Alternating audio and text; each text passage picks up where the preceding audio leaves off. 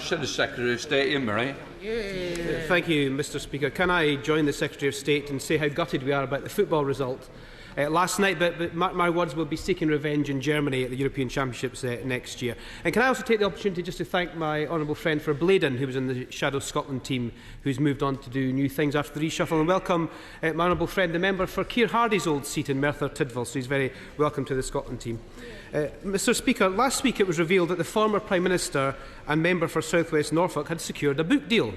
Her book is titled 10 Years to Save the West, but it may have been better focusing on the 44 days it took her and her government, with the support of the Scottish Secretary, of course, to crash the economy.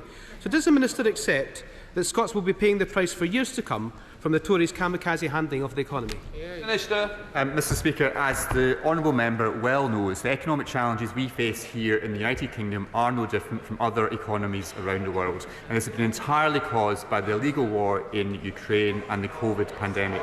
Now, thankfully, due to the decisive action of this Conservative government and Prime Minister, the evidence suggests that the UK is recovering from this economic shock far better than France, Italy and Germany.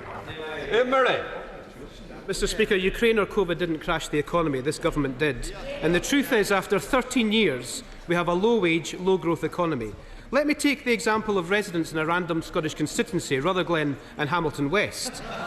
Every door we knock on, the story is the same, the cost of living. Those voters are paying the price for two bad governments. The government who crashed the economy are asking working people to pay for it, and the Scottish Government who mismanaged the economy are also asking working people to pay for it. There is a Tory premium on everyone's mortgages and rents, alongside the highest tax burden on working people in 80 years, and the SNP want to increase income taxes further and are proposing eye-watering council tax rates on those residents.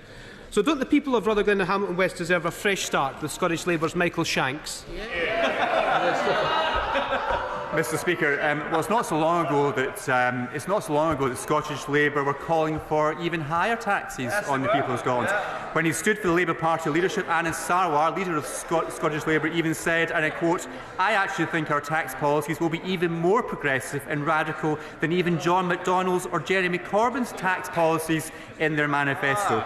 Now, Mr Sarwar, Mr Speaker, has U-turned now, of course, but maybe the member can explain how much Scottish Labour secretly want to put up the taxes in Scotland.